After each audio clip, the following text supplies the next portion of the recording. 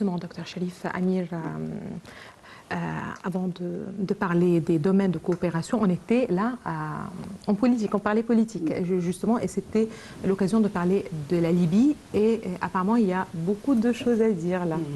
Exactement.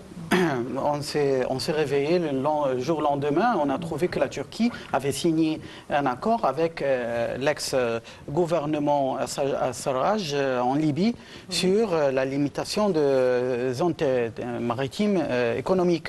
Or, c'était contre le droit international. Apparemment, les Turcs, ils ont mal compris notre accord avec les Grecs et les Chypriotes. Ils ont cru qu'on est en train de leur imposer quelque chose. Alors eux, ils ont fait pareil. Nous, on n'impose rien. On a fait un accord international, régional, accrédité par plusieurs pays. Ce n'est pas uniquement trilatéral, l'Égypte, Grèce, Chypre, mais il y a aussi Israël et le Liban. Alors, comment la Turquie décide le jour au lendemain de dessiner une ligne maritime entre la zone maritime turque et libyenne, et ça traverse les zones maritimes grecques, chypriotes, et bien évidemment, c'est aussi égyptienne. Alors à ce moment-là, on a présenté notre contestation envers le gouvernement libyen, parce que c'est le gouvernement qui n'a pas eu le consensus du Parlement libyen à l'époque. Et à cette époque aussi, il y avait aussi des mercenaires étrangers turcs sur le territoire libyen. Alors, bien évidemment, ce n'est pas un accord démocratique avec des délibérations, mais juste un jeu politique. Alors, actuellement, on est en train de montrer à nos amis turcs que voilà l'accord qu'on a avec la Turquie, avec la Grèce, Chypre, Israël, Liban. Après la reprise de relations diplomatiques. Voilà. Et on leur explique tout simplement que vous êtes toujours les bienvenus. Vous pouvez mettre de côté le problème du nord du Chypre. Et bien évidemment, il y a aussi un point très important, qu'il faut que la marine nationale turque respecte nos droits d'exploiter les zones de gaz, les zones d'énergie, parce qu'on a vu beaucoup d'harcèlement. Et heureusement, notre force maritime égyptienne était à la hauteur. Elle leur a montré qu'il ne fallait pas traverser la ligne rouge. La ligne rouge était en Libye et aussi à l'est de la Méditerranée. Et ils ont compris aussi qu'il ne fallait pas aussi harceler nos amis chypriotes ni nos amis grecs. Bien sûr, la relation entre la Grèce et la Turquie, elle est un peu, bien sûr, elle est très tendue, mais ils sont partenaires à l'OTAN. Donc nous, on essaye de nous mettre de côté, sauf qu'on montre à nos amis grecs que nous sommes vos alliés dans cette région. Si jamais vous avez besoin de notre aide, on a cette coopération. Cette coopération qu'on a, c'est pour protéger les zones maritimes où il y a les gaz. Et c'est ça, la rencontre entre le président Abdel Fattah el-Sisi et son homologue chypriote, c'est de montrer que, oui, on est ouvert aux négociations avec la Turquie. Le ministre des Affaires étrangères turc, lorsqu'il est venu, il a rencontré uniquement son homologue égyptien, M. Sameh Choukri. Il n'a pas rencontré le président égyptien parce que c'est trop tôt. Oui. Et deuxièmement, on montre aussi que maintenant, on a encore, ça ne veut pas dire parce qu'on a des bonnes, où on commence à reprendre les relations avec la Turquie, qu'on va abandonner nos amis chypriotes et grecs. Non, on est toujours sur nos points concrets, qu'il faut protéger les zones maritimes, il faut respecter la distribution de richesses et que la Turquie, elle doit admettre qu'il y a un accord régional. Très bien, un accord régional et un partenariat stratégique, effectivement. Vous avez parlé justement de ce point de discorde un petit peu parce qu'il y a des intérêts pour chaque pays qu'il faut absolument respecter, que chaque côté doit respecter certainement les intérêts de l'autre. Et quand on parle de partenariat stratégique, vous l'avez bien précisé, il s'agit des ressources, des richesses de la Méditerranée, d'où l'importance justement de cette délimitation des frontières économiques et maritimes pour bien profiter de ces ressources et bien les exploiter certainement. On parle surtout du gaz naturel dans cette région. Donc on parle d'un partenariat stratégique, surtout en énergie, dans le domaine de l'énergie. On est où aujourd'hui et quelle est l'importance pour l'Égypte en particulier en ces moments difficiles, l'importance de ces accords, si vous le voulez?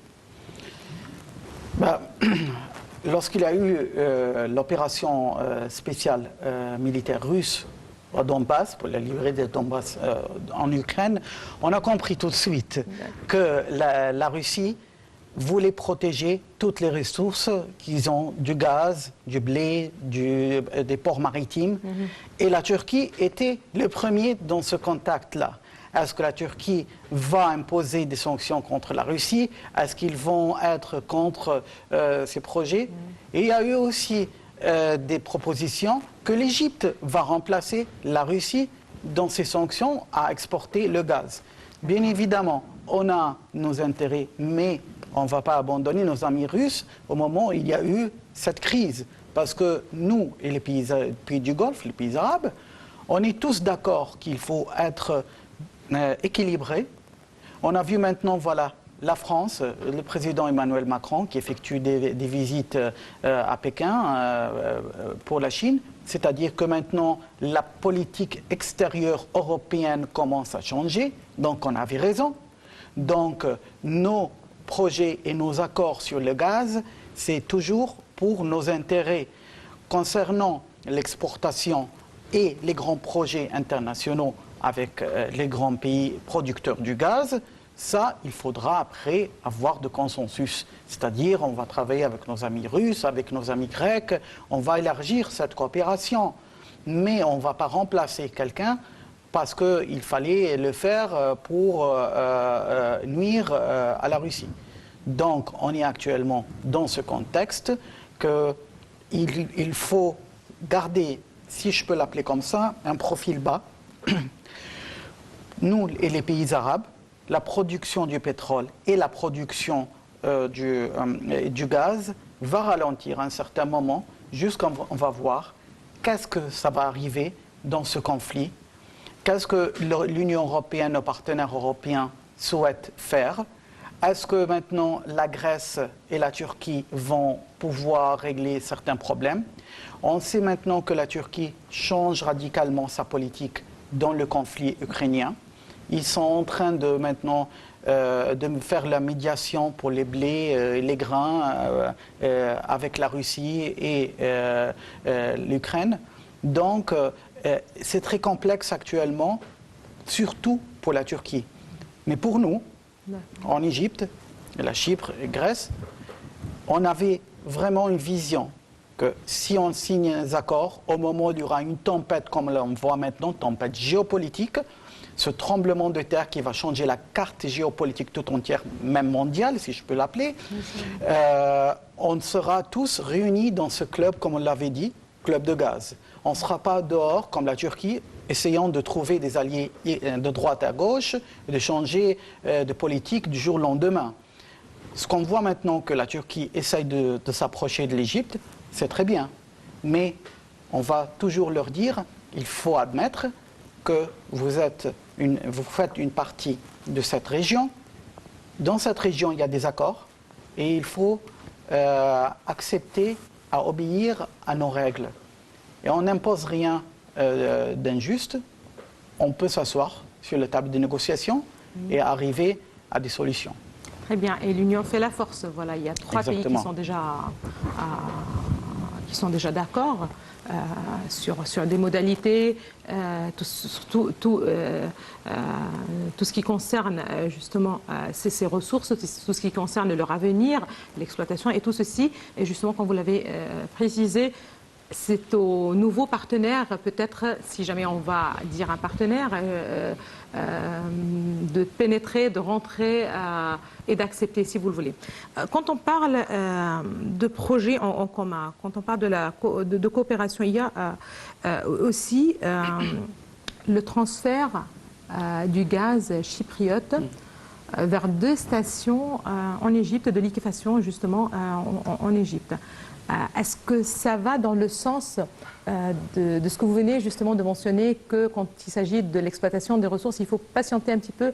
Est-ce qu'une telle coopération peut compenser un certain ralentissement, c'est-à-dire qu'il y a du travail à faire, il y a des projets en cours, même si on va donner une petite pause à l'exploitation des ressources? Ce ne sont pas des projets phares, c'est-à-dire ce sont des coopérations régionales entre deux pays, bilatérales. Bien sûr, on a le droit d'exploiter et d'échanger c'est-à-dire le gaz et de faire la liquéfaction ici en Égypte. C'est normal, c'est notre droit. Ce qu'on dit qu'on va ralentir, c'est sur la course internationale, c'est-à-dire sur les prix du pétrole et les prix du gaz. Les trois partenaires. Voilà, les trois partenaires. On sait que les Américains, ils cherchent leur propre intérêt à un certain moment, donc, et nous aussi, on cherche les nôtres, et il faut travailler dans un monde multipolaire maintenant. Et ce monde multipolaire, c'est-à-dire que nous, en Égypte, on respecte les droits des autres pays et leurs intérêts, et eux aussi c'est réciproque, ils respectent nos droits. Donc on fait cet échange. Mais on ne remplace personne actuellement. On ne va pas jouer avec les prix du gaz ou les prix du pétrole ou l'exportation. On va garder actuellement nos coopérations parce qu'on ne peut pas la négliger. Et c'est important de faire cette étape de coopération, en juste titre, pour montrer à nos amis occidentaux qu'il y a aussi d'autres zones de pouvoir, de puissance dans le monde. Ils ne sont pas eux seulement, l'Union européenne, l'Alliance atlantique, et que c'est fini. Non, il y a aussi le BRICS, il y a aussi d'autres parties à l'est de Méditerranée, l'Égypte, la Jordanie, l'Irak, la Grèce, si les Turcs veulent nous rejoindre. Donc il y a d'autres zones de pouvoir, de production du pétrole, d'énergie, d'agriculture. Et après ça, la Chine. Et après ça aussi, l'Amérique du Sud. Donc, le monde change. Le monde change, voilà. La carte va peut-être changer dans les années à venir. Vous avez mentionné des regroupements peut-être régionaux ou internationaux, mais qui ont quelque chose en commun. Vous avez mentionné il y a les BRICS. Aujourd'hui, quand on a vu Macron aussi en Chine, et il parle de l'importance justement que, encore une fois, que l'Europe puisse se frayer une nouvelle place, bien qu'elle occupait certainement une place déjà, mais qu'elle doit se frayer une nouvelle place entre les États-Unis et la Chine. Voilà, et on entend se multiplier les remarques, les déclarations ici et là. Est-ce que ça vous inquiète un petit peu, ça vous rassure? Comment normalement, on accueille, quand on a un regard de loin, justement, comment on accueille ces déclations, ces démarches, si vous le voulez? Avec prudence. Avec prudence, bien sûr, avec prudence, je le dis tout simplement, avec prudence, parce que, après tout, le président Emmanuel Macron, c'est un président d'un État membre de l'OTAN, un État qui a encore des relations très fortes avec les États-Unis, un État qui a été forcé à nuire aux relations avec la Russie, et ce n'était pas dans l'intérêt de la France, ils l'ont dit plusieurs fois. Donc, il est un peu ligoté, il ne peut pas agir librement. La seule chose qu'il peut faire, ce sont ces déclarations. Je crois que les Chinois lui ont donné des signes très clairs que maintenant les règles du jeu ont changé, que si vous voulez travailler avec nous, alors là, il faudra se désintégrer des États-Unis. Du coup, il a donné ce discours dans l'avion présidentiel français. Avant de rentrer, c'était en hâte. Il voulait donner ce signe aux Américains que voilà les premiers indices de nos relations avec les nouvelles relations avec la Chine. Avec prudence, je le dis et je le répète, parce que tout simplement, on sait très bien que les Américains ne vont pas rester là. Ils vont, c'est leur façon de le faire payer cher les alliés qui sortent du rang du camp de leur alliance. Alors, on va voir comment le président Macron va survivre ces paroles et on va voir comment les Américains vont réagir. Mais ce qui me rassure, pour répondre à votre question, que les pays de l'Est, c'est-à-dire la Chine, la Russie, l'Égypte, la Grèce aussi Union européenne et alliance de l'OTAN, mais nous, au moins, on sait qu'on a fait le bon choix, que maintenant, on est des pays concentrés sur nos intérêts, équilibre dans les relations avec le monde multipolaire. Ça n'intéresse pas beaucoup les Américains, tout cela, mais il y aura un prix à payer, mais c'est toujours comme ça. Jeu de force et d'intérêt avant tout. Voilà. Très bien. Retour à la coopération entre l'Égypte et Chypre. Il y a aussi l'un des projets les plus intéressants concerne l'intersection de leur réseau électrique. Encore une fois, l'énergie est au centre de la coopération entre l'Égypte et Chypre, mais aussi la Grèce. Certainement, il y a beaucoup de dossiers, de domaines, mais c'est l'énergie qui est aujourd'hui au centre, surtout l'énergie renouvelable. Je vous propose à présent, Dr Cherif, Amir et vous, chers téléspectateurs, de suivre avec nous un commentaire signé Salih Hamed et Yara Choucha.